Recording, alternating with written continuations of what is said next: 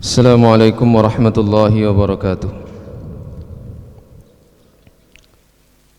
Innal hamdalillah nahmaduhu wa nasta'inuhu wa nastaghfiruh wa natubu ilaihi wa nastahdi wa na'udzu billahi min shururi anfusina wa min sayyiati a'malina. May yahdihillahu fala mudilla lahu wa may yudlil fala hadiya lahu. Asyhadu an la ilaha illallah wahdahu la syarika lahu wa asyhadu anna Muhammadan abduhu wa rasuluh. Allahumma salli ala nabiyyina Muhammadin wa ala alihi wa sahbihi wa man tabi'ahum bi ihsanin ila yaumiddin. Amma ba'd. Insyaallah pada pagi hari ini kita akan baca lanjutan dari Arba'una hadisan, 40 hadis.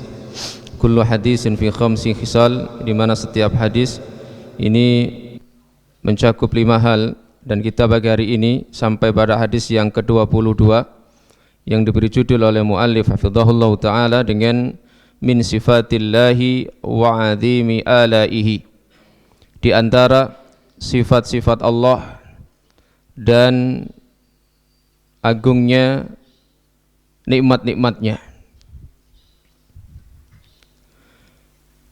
Qala al-mu'allif hafizahullah ta'ala an Abi Musa radhiyallahu anhu, dari Abu Musa radhiyallahu anhu, yang dimaksud adalah beliau Abu Musa al-Ash'ari radhiyallahu an, ia berkata, qama fina Rasulullah sallallahu alaihi wasallam bi khamsi kalimat. Rasulullah sallallahu alaihi wasallam berada di tengah-tengah kami menyampaikan 5 hal.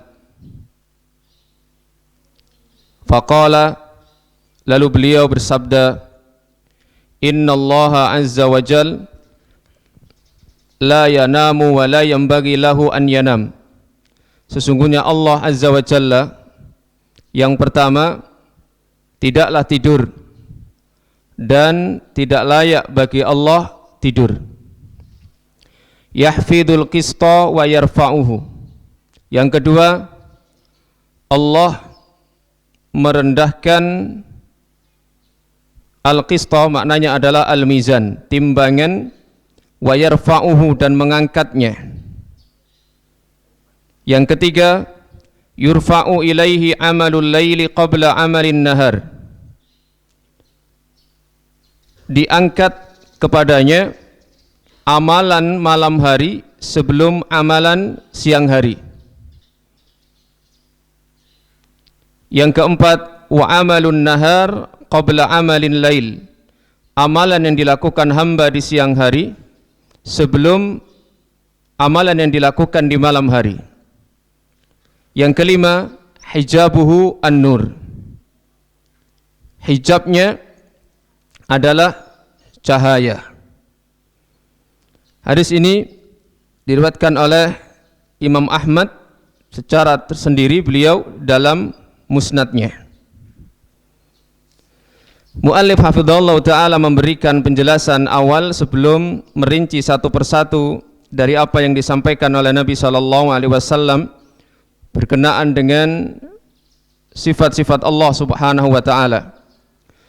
Tanazzaha Rabbul Izzati wal Jalal an sifati al-ajsam wa awaridha.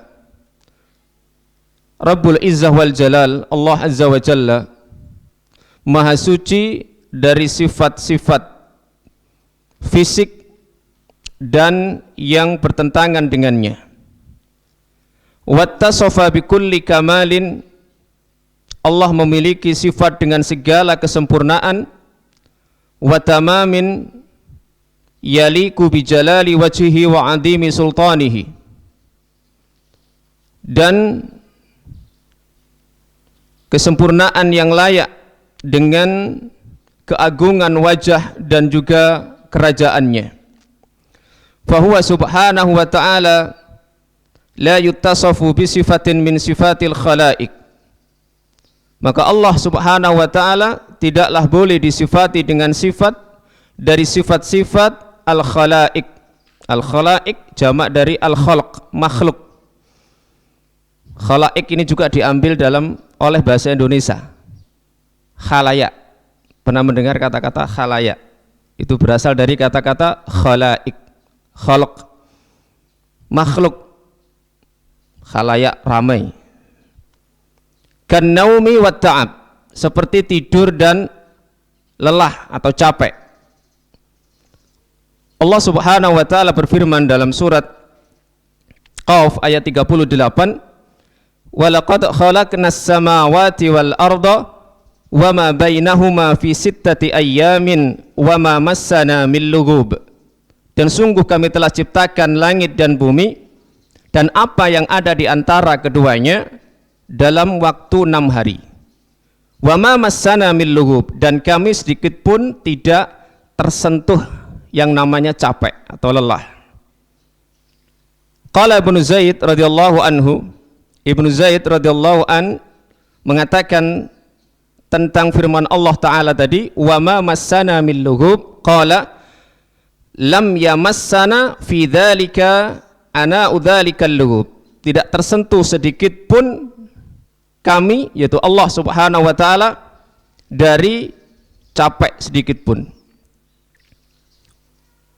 Wa fi hadzal hadisi, dan di dalam hadis ini, wasafan Nabi sallallahu alaihi wasallam, Nabi memberikan sifat Rabbul Alamin, Rabb semesta alam, Allah Azza wa Jalla, wa ilahul awwalin wal akhirin, satu-satunya zat yang berat diibadai, manusia yang awal maupun yang akhir, bisifati khamsin, dengan sifat 5. Awaluha, yang pertama, innallaha azza wa jalla la yanamu wa la yanbaghi lahu an yanam. Yang pertama, sesungguhnya Allah azza wa jalla tidaklah tidur dan tidak layak bagi Allah tidur. Hal ini ditegaskan oleh Allah pula di dalam surat Al-Baqarah ayat 255, potongan dari ayat yang paling agung di dalam Al-Quran, yaitu ayat kursi. Ayat kursi disebut Nabi SAW a'dhamu ayatin fil Quran. Ayat yang paling agung di dalam Al-Quran adalah ayat kursi. Allahu la ilaha illa huwal hayyul qayyum la ta'khuduhu sinatu wa la naum. Allah yang tidak ada sesembahan yang hak kecuali Dia, Al-Hayyum Al-Qayyum, Al-Hayyul Qayyum, yang maha hidup dan maha tegak. La ta'khuduhu sinatun. Allah tidak mengantuk, wala naum, dan juga tidak tidur.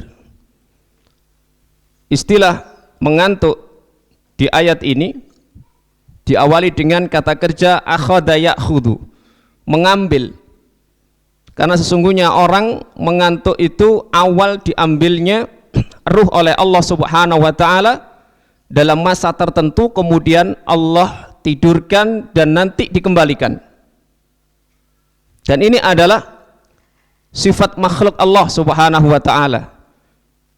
Dan Allah Subhanahu wa taala sebagai sang pencipta tidak layak memiliki sifat-sifat seperti ini, karena Allah maha sempurna, Allah maha mulia, sempurna dari segala macam kekurangan yang dimiliki makhluk-makhluknya.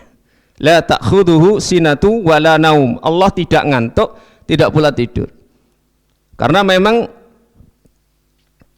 biasanya orang tidur itu diawali dengan ngantuk. Kita saja tadi malam yang melekan, ya, tidak terlihat banyak yang ngantuk. Tidak masalah, ini berarti memang kita sebagai makhluk, sebagai manusia.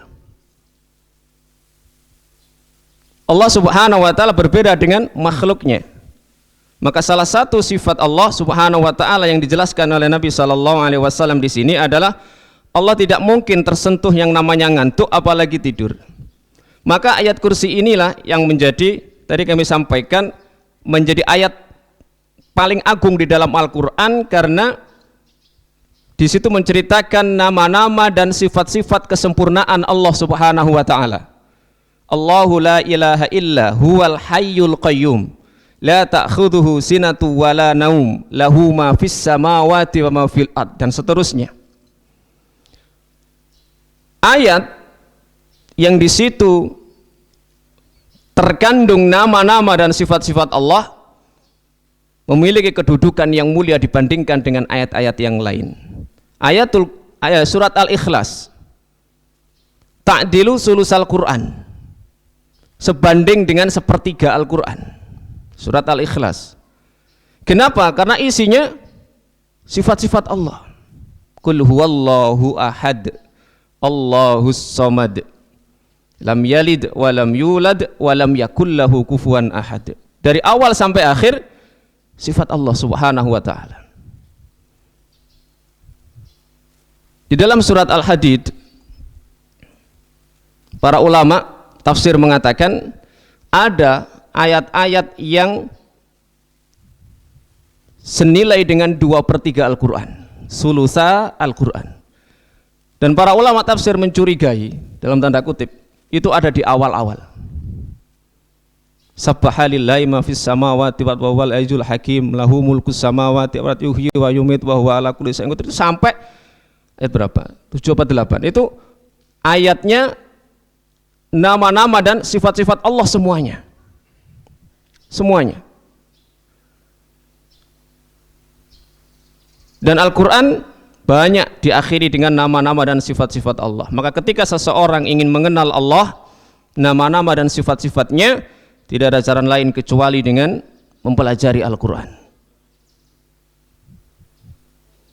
Kalau orang Jawa tentang masalah ngantuk dan tidur ini, mereka punya semboyan, ya, Gusti Allah ora sari. Artinya dengan tidak tidurnya Allah Subhanahu wa taala maha kuasa untuk melakukan apa yang Allah kehendaki. Apapun bentuk misalnya kedzaliman yang dilakukan seseorang, luput di dunia, maka tidak luput dari Allah Subhanahu wa taala. Gaib bagi orang lain, bagi makhluk, tidak gaib bagi Allah Subhanahu wa taala. Tidak terlihat bagi makhluk, terlihat oleh Allah Subhanahu wa taala. Karena orang yang ngantuk apalagi tidur tidak mengetahui apa-apa. Maka di antara yang dibahas dalam fikih, al-ainani wika usahi, 2 mata itu kelepe dubur. Tahu kelep nggih? Nek kumpul ana kelepe. Idza namatil ainan, kalau kedua mata ini tidur, istatlaqal wika, kelepe buka. Kelepe buka. Sehingga madinatun lil hadas, dikhawatirkan, dianggap kalau misalnya dia tidur kelepe buka, nggak sadar, metu angin nih. Maka sebagian ulama mengatakan bahwa tidur itu termasuk diantara yang sesuatu nawaqidul wudu, membatalkan wudu. Apalagi dalam hadis al wudu'u liman nama mustalqiyan, apalagi yang tidurnya terlentang, corom browot angin itu gak kerasa belas tambahan. Tapi kalau tidur dalam kondisi yak'adu ala maq'adatihi seperti ini, pantatnya ini nempel di tempat duduknya, ini masih ada kemungkinan kate metu rondo angel. Makanya kalau di mazhab Syafi'i setahu saya seperti itu. Dalam kondisi seperti ini, walaupun begini-begini yang penting tidak terlepas, ini masih ada kemungkinan tertahan. Nah, berdasarkan pernah terjadi di zaman Nabi, ini ada punya sedikit fikih ya. Karena ashabu Rasulillah sallallahu alaihi wasallam yang tadiruna al-isya'a fi ahdin Nabi sallallahu alaihi wasallam. Para sahabat Nabi menunggu waktu sholat Isya untuk diimami Nabi. Karena kadang-kadang Nabi itu juga agak mengakhirkan waktu sholat Isya. Dan itu diakhirkan waktu itu sampai mereka hatta takhfiqa ru'usuhum, sampai kepala mereka terantuk-antuk. Ya. Bahkan ada yang mendengar suara dengkuran mereka. Nabi datang, kemudian mereka ikut sholat dan tidak wudhu lagi. Nah, itu kemudian diambil kesimpulan sebagian ulama bahwa tidurnya mereka itu nggak gelendang, tapi dalam kondisi ala maq'adatihi, ya, di pantatnya seperti ini dengan menempel di tempat duduknya. Semuanya sifat-sifat makhluk. Allah tidak layak. Maka dengan seseorang mengimani, meyakini Allah tidak ngantuk, tidak tidur, maka dia tidak resah. Segala sesuatu dalam pengawasan Allah Subhanahu wa taala. Yang kedua, wasani hadhil khisal, Allah Subhanahu wa taala di dalam hadis ini yang kedua disifati yakhfidul qista wa yarfa'uhu. Yakhfidu artinya merendahkan, yarfa'u artinya meninggikan. Sementara al-qist huwa al-mizan, yaitu timbangan. Walaupun maknanya secara bahasa al-qist al-adl, keadilan. Karena memang timbangan kelak al-mizan di akhirat itu adil. Fahuwa al-malik subhanahu wa ta'ala wahdahu yamliku muhasabatal ibad. Maknanya adalah Allah Subhanahu wa ta'ala sendiri yang memiliki hak untuk menghitung, menghisab hambanya. Wa razaqahum, dan memberi rizki kepada mereka. Wal afu anhum, dan memberikan maaf kepada mereka.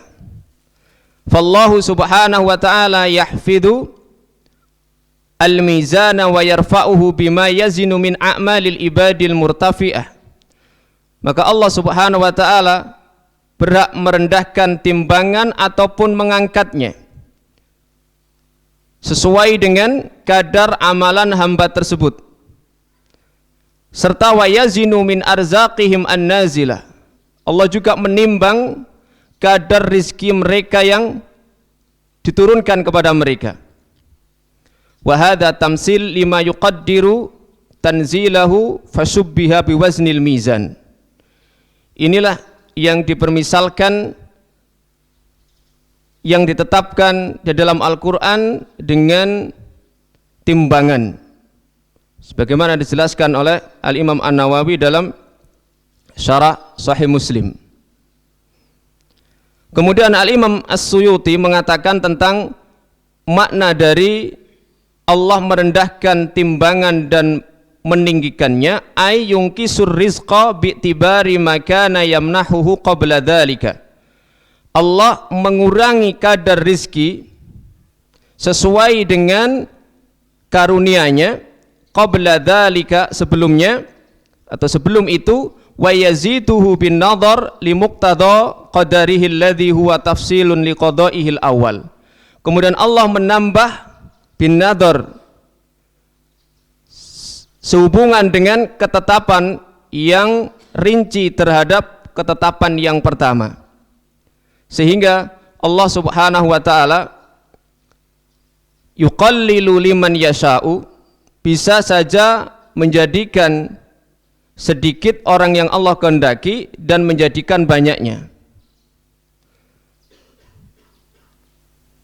Di akhirat kelak ketika manusia ditimbang amalannya, maka sesuai dengan keadaan timbangan amalan masing-masing, sesuai dengan amalan yang mereka lakukan di dunia, maka Allah Subhanahu wa ta'ala memiliki hak mutlak untuk menambahnya. Au annahu yarfa'u bi'atlihi ta'i'u at-ta'i'a wa yahfidu al-'asiya bitaqtiri ar-rizki wal khadlan bimaksiyatihi. Atau makna yang lainnya adalah bahwa Allah Subhanahu wa ta'ala mengurangi orang-orang yang bermaksiat dengan mereka diberi rizki serta ditipu dengan maksiat-maksiatnya. Kelak di akhirat orang-orang yang bermaksiat kepada Allah Subhanahu wa ta'ala, walaupun rizki mereka diberikan di dunia dan mereka dalam keadaan bermaksiat, maka mereka tidak diberikan bagian mereka di akhirat. Orang-orang yang beriman kepada Allah Subhanahu wa ta'ala, yang taat kepadanya, bisa jadi mereka dari sisi rizki Allah tahan dulu bagian mereka di dunia, tapi kelak bagian mereka yang lebih besar Allah berikan di akhirat. Sementara orang yang bermaksiat bisa jadi rizki mereka di dunia diberikan oleh Allah Subhanahu wa taala, walaupun mereka bermaksiat kepada Allah, tapi mereka tidak mendapatkan bagian kelak di akhirat. Ini diantara makna yang disampaikan oleh Al-Imam As-Suyuti tentang hadis yang mensifati Allah yahfidul qista wa yarfa'uhu, Allah merendahkan timbangan dan mengangkatnya. Kemudian yang ketiga adalah yurfa'u ilaihi amalul lail. Yurfa'u, diangkat kepadanya. Apa yang diangkat? Amalul laili, amalan yang dilakukan hamba di malam hari. Qabla amalin nahar, sebelum amalan yang dilakukan di siang hari. Di dalam riwayat Imam Muslim disebutkan wa yurfa'u ilaihi amalun nahar bil lail. Diangkat amalan yang dilakukan hamba kepada Allah bil lail, yaitu di awal malam. Ai inna amalal lail yurfa'u ilaihi subhanahu wa ta'ala ma'a bidayatin nahar. Artinya amalan malam hari itu akan dilaporkan menuju Allah Subhanahu wa taala, kepada Allah Subhanahu wa taala bersamaan dengan awal waktu siang.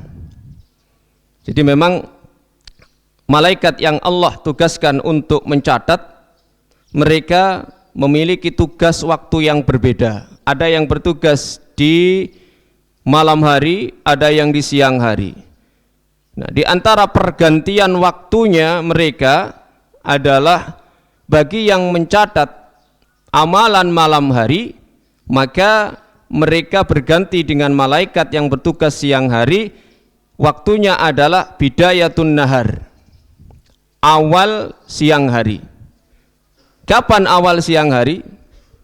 Para ulama di sini berbeda pendapat, namun pendapat yang banyak dari kalangan para ulama bahwa diawali di waktu subuh. Di situ terjadi perpindahan waktu tugas di antara malaikat yang tugasnya siang dan juga malam. Sehingga di antara fadilah salat subuh adalah kana masyhuda. Aqimis salata liduluki syamsi ila ghasakil laili wa qur'anal fajri. Inna qur'anal fajri kana masyhuda. Tegakkan salat mulai zuhur sampai ila ghasakil laili, sampai waktu isya. Wa qur'anal fajri, kemudian subuh. Inna qur'anal fajri kana masyhuda. Sesungguhnya Qur'anul fajr, salat subuh disebut dengan Qur'an karena memang yang dominan paling banyak ya, durasi bacaan Al-Quran setelah Al-Fatihah itu ada di salat subuh. Maka ada ranking-ranking yang diceritakan para sahabat bagaimana Rasulullah membaca ayat-ayat Al-Quran dalam salat jamaah 5 waktu. Yang paling lama durasinya adalah Nabi membaca ketika salat subuh. Itu yaqra'una bil mi'in, ratusan ayat ya. Makanya ada istilah para ulama itu surat Al-Mufassal. Surat Al-Mufassal itu dimulai setelah Qaf ke bawah. Surat Qaf itu surat berapa? 50. Ada Tiwalul Mufassal. Tiwalul Mufassal itu yang panjang-panjang, itu mulai Qaf sampai An-Naba. Mulai Qaf sampai An-Naba. Sebelum An-Naba berarti Al-Mursalat. Ini yang durasi ini yang sering dibaca Nabi ketika sholat subuh. Ada yang pertengahan Mufassal. Ini An-Naba sampai Ad-Duha. Ada yang Qisarul Mufassal, yang pendek-pendek. Ini biasa dibaca salat maghrib, Ad-Duha sampai An-Nas. Atau yang durasinya sama dengan itu. Walaupun pernah Nabi itu ngimami sholat maghrib yang dibaca surat At-Tur, pernah. lumayan panjang.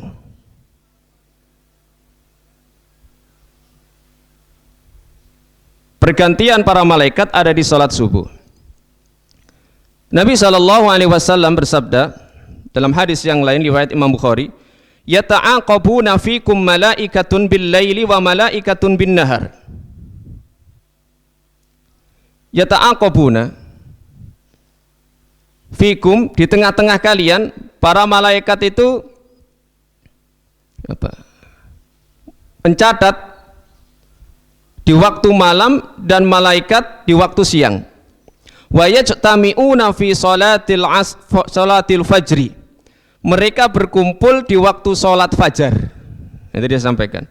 Dan juga di salat asar, dan juga di salat asar. Tsumma ya'rujul ladzina batu fikum fayas'aluhum wa huwa a'lamu. Kemudian yang naik, summa ya'ruju, naik alladzina batu fikum, yang bertugas malam hari di tengah-tengah kalian. Ketika malaikat yang bertugas di malam hari itu naik membawa amalan yang mereka catat dari para hamba Allah, wa huwa a'lamu fayas'aluhum, lalu Allah bertanya kepada para malaikat itu, wa huwa a'lam, dan Allah Maha tahu.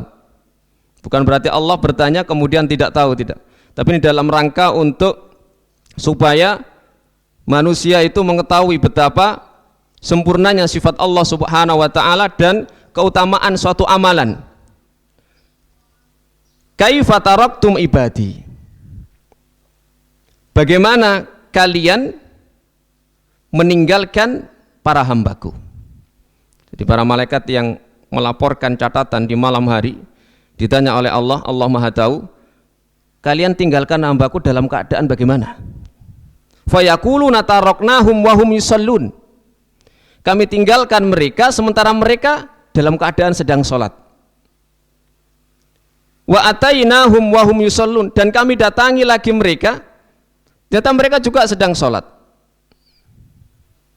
Ketika seseorang sholat subuh berjamaah, berarti catatan malaikat yang bertugas malam dan siang hari ada di situ dia.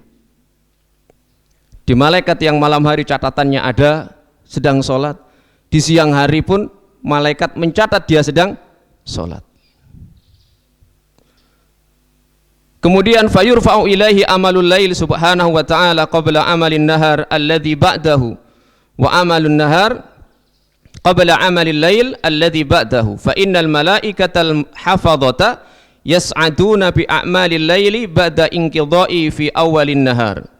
Para malaikat pencatat mereka naik dengan amalan yang dilakukan hamba di malam hari setelah berakhirnya waktu itu di awal siang. Wa yas'atuna bi a'malin nahar ba'da inqidha'i fi awwalil lail, dan mereka pun naik dengan amalan malaikat, amalan hamba yang dilakukan di siang hari setelah siang itu habis dan dimulai awal malam.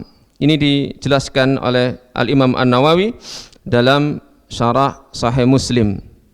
Intinya di sifat yang ketiga ini Allah Subhanahu wa taala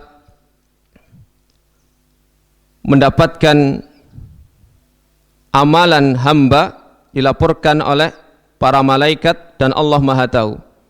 Ini sifatnya harian. Ada yang amalan dilaporkan oleh malaikat yang sifatnya per pekan, pekanan. Hari apa?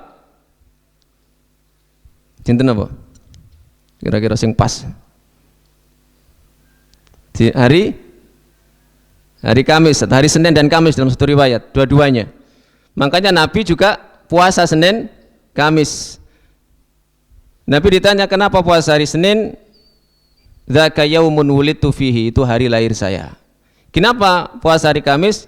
Itu hari di mana amalan diangkat, dilaporkan kepada Allah Subhanahu wa taala. Dalam riwayat lain juga Senin juga begitu.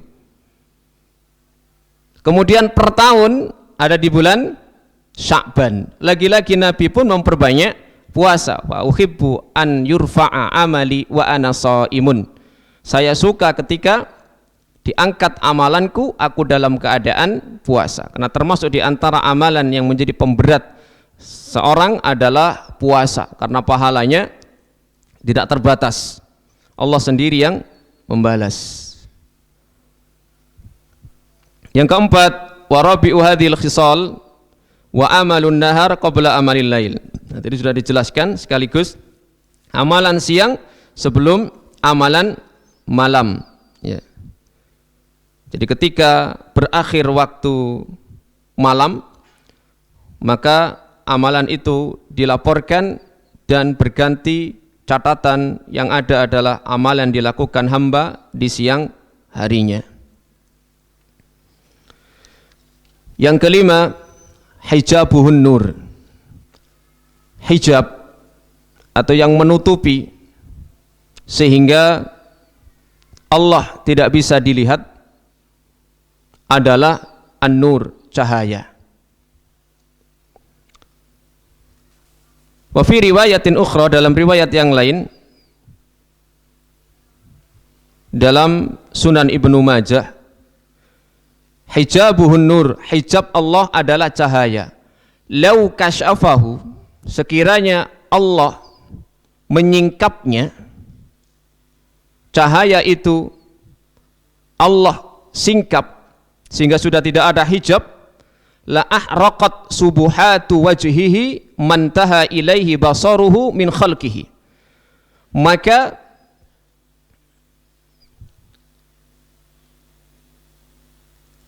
akan terbakarlah semua apa yang bisa dilihat dari makhluknya ini. Ketika Allah menyingkap cahaya yang menjadi hijab. Nabi Musa alaihissalam itu pernah minta kepada Allah subhanahu wa ta'ala, andur ilaik, ya Allah, mohon kau tampakkan dirimu supaya aku bisa melihatmu. Kamu tidak akan bisa Musa melihatku, tetapi kalau kamu pengen lihat, kamu lihat gunung. Maka gunung itu menjadi hancur, Nabi Musa sampai tersungkur semaput. Maka tidak ada seorang pun dari makhluk Allah ketika di dunia ini bisa melihat Allah subhanahu wa ta'ala. Sampai ketika Nabi SAW Isra, berhadapan langsung dengan Allah subhanahu wa ta'ala, malaikat Jibril sudah tidak menyertai.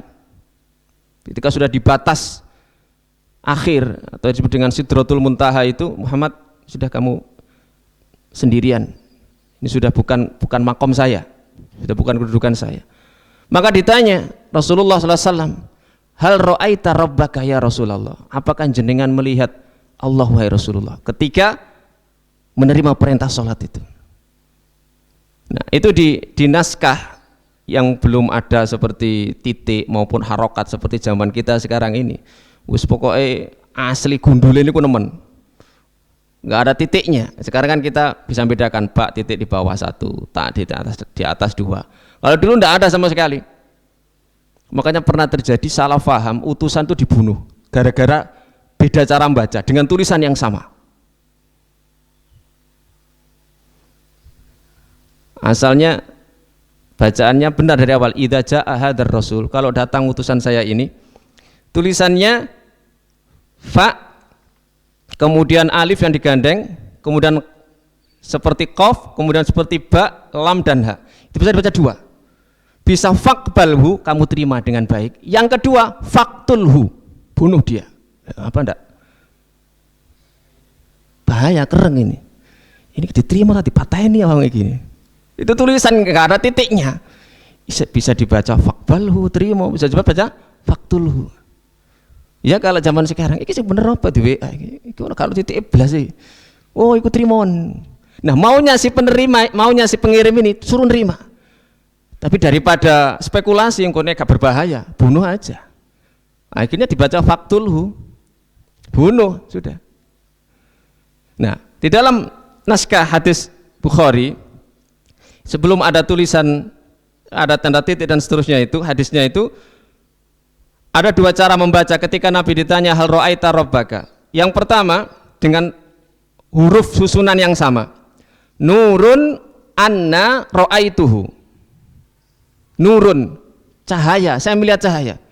Anna, Min aina, dari mana saya bisa, atau kaifa, bagaimana saya bisa melihat Allah? Karena saya melihat cahaya. Bisa dibaca dua juga. Yang kedua, nuraniyun. Nuraniyun, ra'aituhu. Nurani itu berarti sebongso cahaya. Karena nisbah di situ ada yaknya. Bangsane cahaya. Koyok cahaya. Aku ndelok. Ya. Kalau yang tadi nurun anna ra'aituhu, cahaya. Bagaimana saya bisa melihatnya? Yang kedua, seperti cahaya saya melihatnya.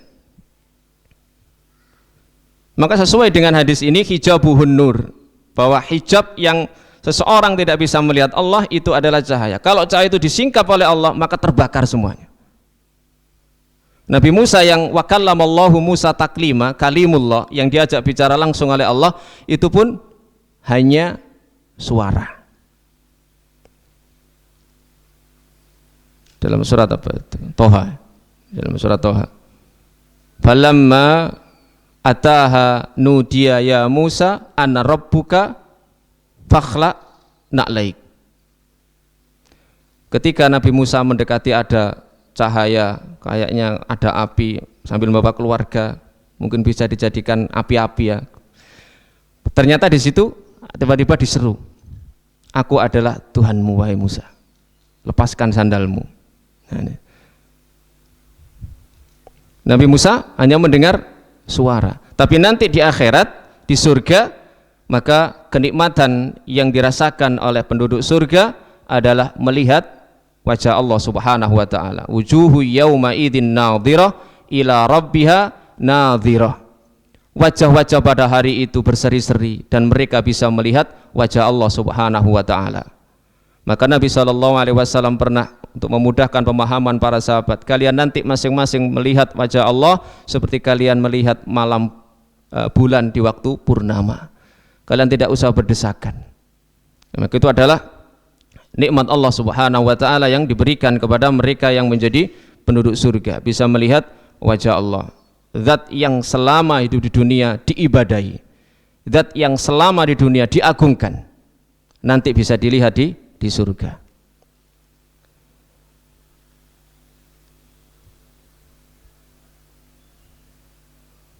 Maka ya,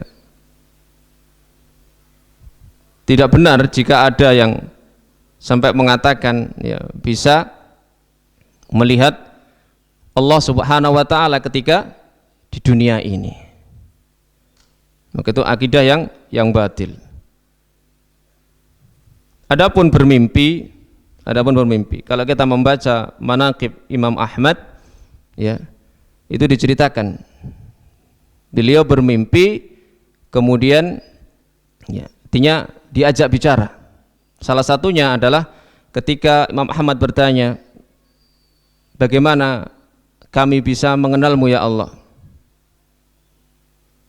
Maka kemudian Allah menjawab, bima kharaja minni, dengan yang keluar dariku. Kalau kau ingin mengenalku, maka engkau harus mempelajari apa yang keluar dari aku, kata Allah, ini Al-Quran. Yang menjadi pelajaran bagi kita dalam hadis tadi ada 3 yang disebutkan muallif.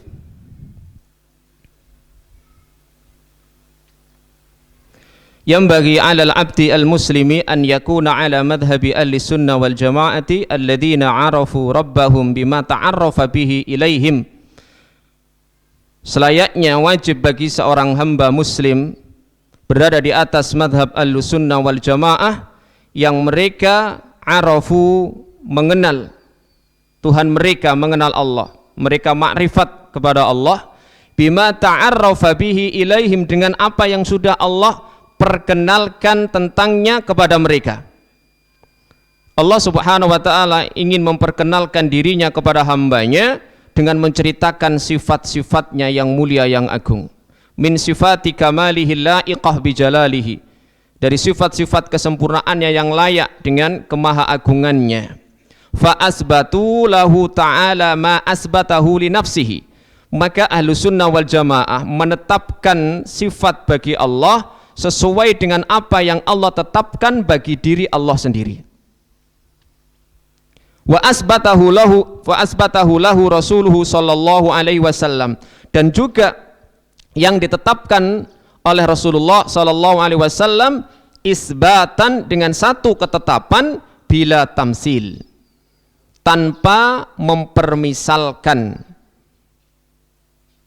Allah subhanahu wa ta'ala misalnya disifati memiliki tangan, maka tidak boleh mempermisalkan tangan Allah dengan tangan makhluknya.